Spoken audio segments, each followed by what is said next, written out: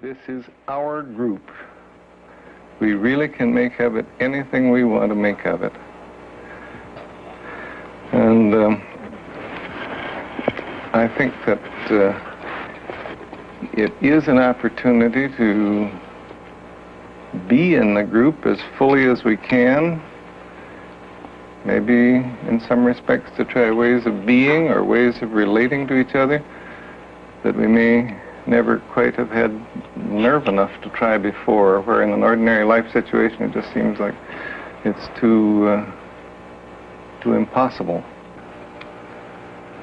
I feel a lot of anticipation about this group. I really look forward to getting to know you. And at the same time, I'm apprehensive, and I don't think it has much to do with the lights and the cameras. I think I'm always a little apprehensive in not knowing what a given group is going to be like. I don't know who we are, how we're going to get along, whether anything's going to come of this. So I feel a very double feeling. I feel excited and full of anticipation, and I feel a little on the scared side, too. We are at the beginning, but I want to think about the end. At the end of watching this and listening, what would I like to see happen? If everything went well, what would be a good outcome? I guess I would like you to see that there is only a thin line between what happens in jazz and what happens in therapy. If we were to draw an actual line across a piece of paper, with jazz and other forms of improvisational art on one side and medicine on the other, I would like you to see that therapy sits snugly next to jazz. But then I think that's really not the outcome I want. If you left watching this with the sense that jazz and therapy are actually not close, but the same thing in different forms, maybe that's what I want.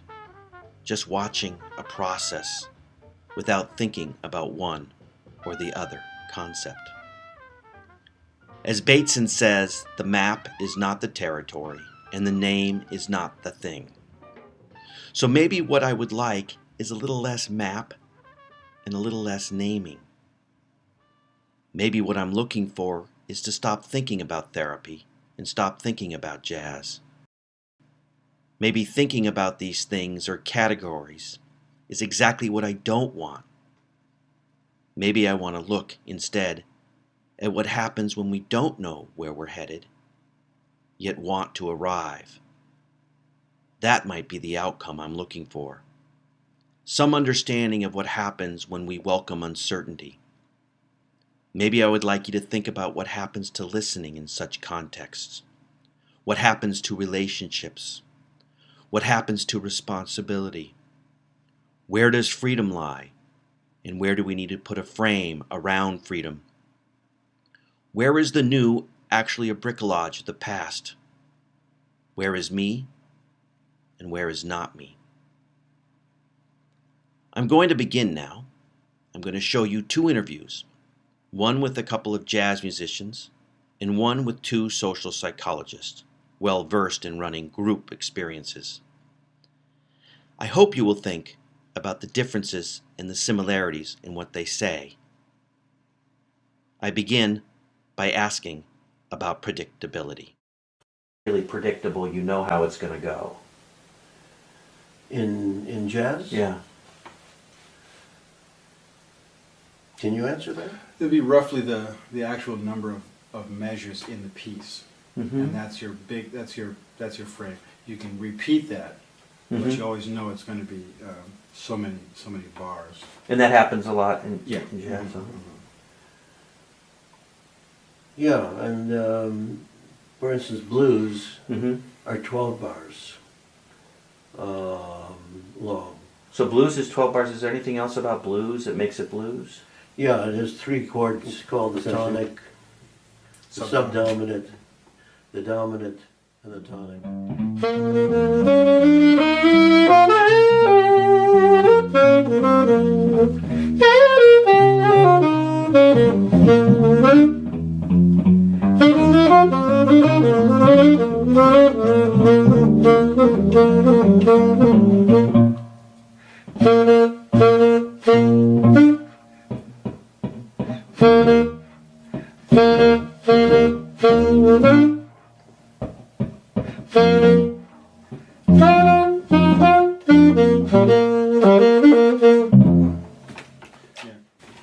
So at the end, Dion, you switched things to sort of end it.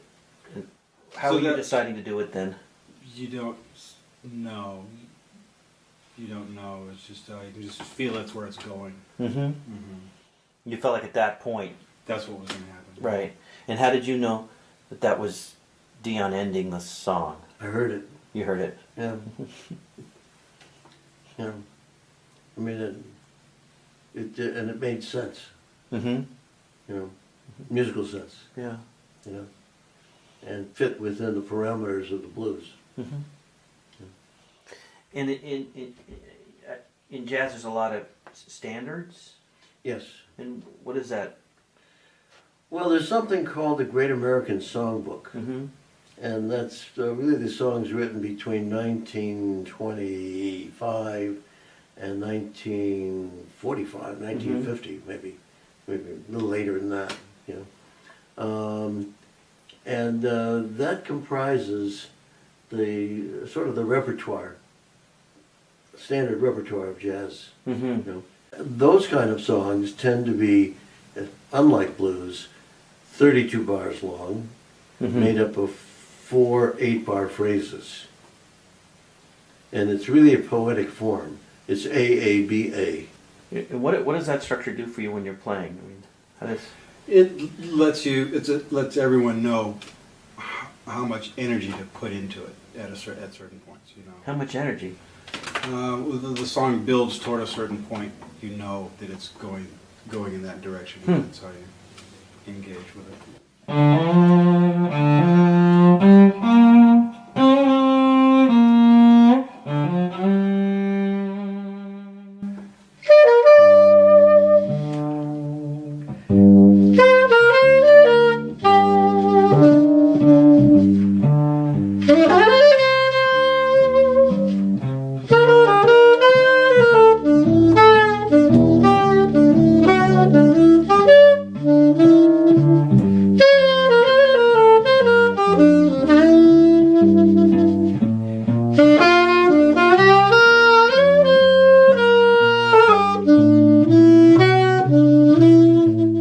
And you were talking about free jazz before. About what? Free jazz. Free jazz. And what is that? What are the parameters for that? Well,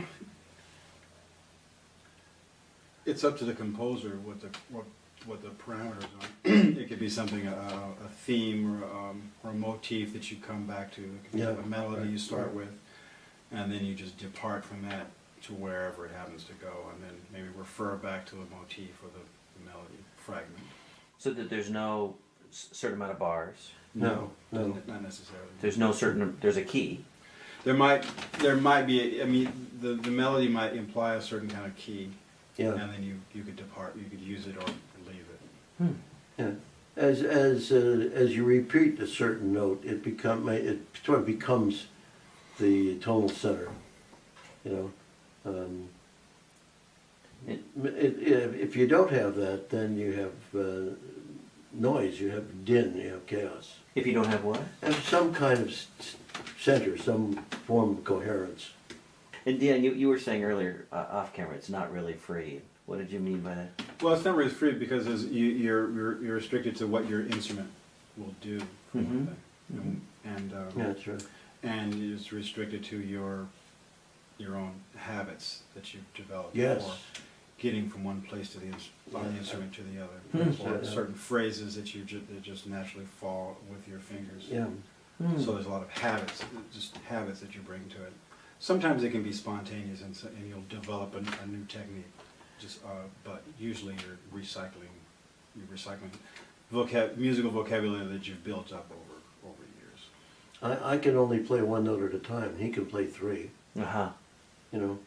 Right. And so that's one of the differences. That's a limitation, which has certain advantages to it. but it also doesn't allow for playing harmony. Mm-hmm. So, And for the cello, playing in tune takes habit to get to the same spot correctly. Right. So it's different than a keyed instrument, where it's easier to get to correct notes. You know, I have to be a little more conservative in what I'm doing in order to stay coherent to myself. His keys are specific to notes. yeah. You have to be more conservative when you're I have to be improvising. more conservative, yeah. Mm. I mean, So when it's structured and it's written, you don't have to take any responsibility for it. So your ego is not involved. But if it's not structured, you have to make a statement. It's going to be a total statement of just you. So you're responsible for all of it, for every aspect of it. So you're totally not free, really. You're totally not free. Right. Right. Yeah. In a certain sense, you're not free Hmm. because you're totally responsible. Well, on the other hand, when I play classical music, well, maybe I'm agreeing with you when we think about it, because I do feel responsible for it. I have no authority over it, you know, Mhm. but I do feel responsible for my interpretation. Responsible to it, not for Yeah, it. responsible to it. Yeah. I think being responsible to it is different than being responsible for it. Well, I'm responsible for my interpretation. I mean, that's the degree of freedom that you have when you're playing classical music. How you interpret what Tchaikovsky meant or Bach meant. Well, but if you're playing in a section, then you're responsible to get it right. Yeah, right. Yeah. So the interpretation, the responsibility of the interpretation is up to the conductor. Can you guys play something free jazz? What D minor? Yeah. So why did you just say D minor? I thought this is. So You have to start with something. Yeah, and that becomes essentially our only parameter. Yeah. Okay. So there is some parameter. Yeah. You have to start on the same key. Yeah. Okay. Yeah. I mean, you don't have to. You could find it, or you could just keep wailing until something emerged. But Mhm. we don't do that.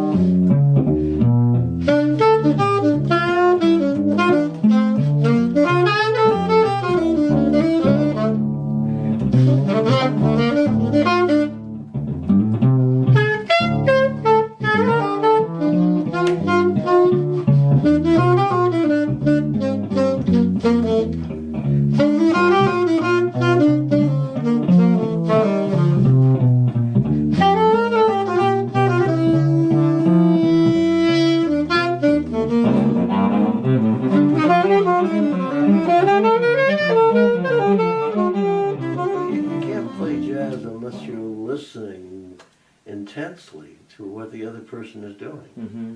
you know? Mm-hmm. And that's even more the case under free jazz than under structured jazz, Hmm. you know? Hmm. So in a situation that's loosely structured, such as an encounter group, Mm-hmm.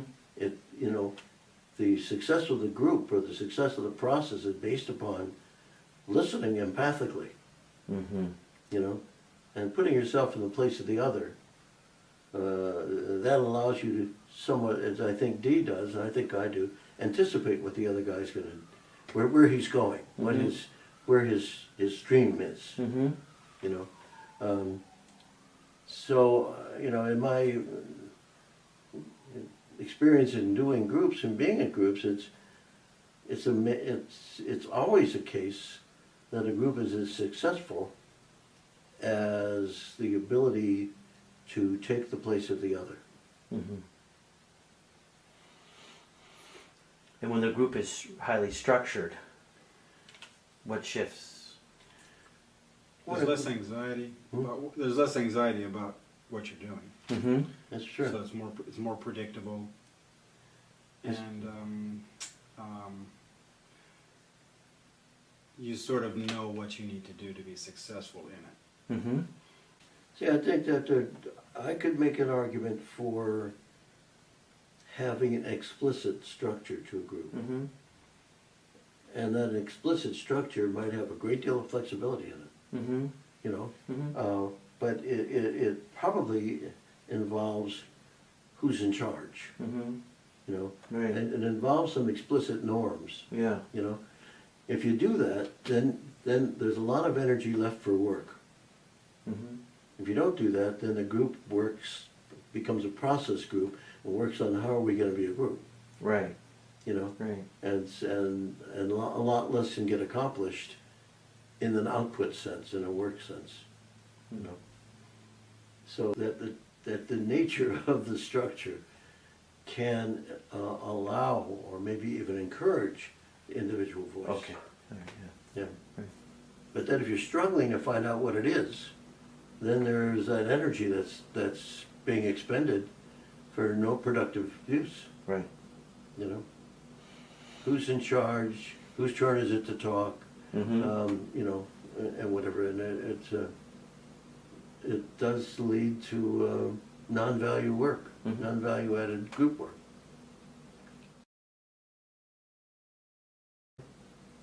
And Gene, Yeah.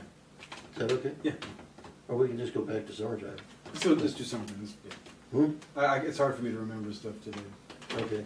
So what do you want to do? Let's see. Play it. Always good at.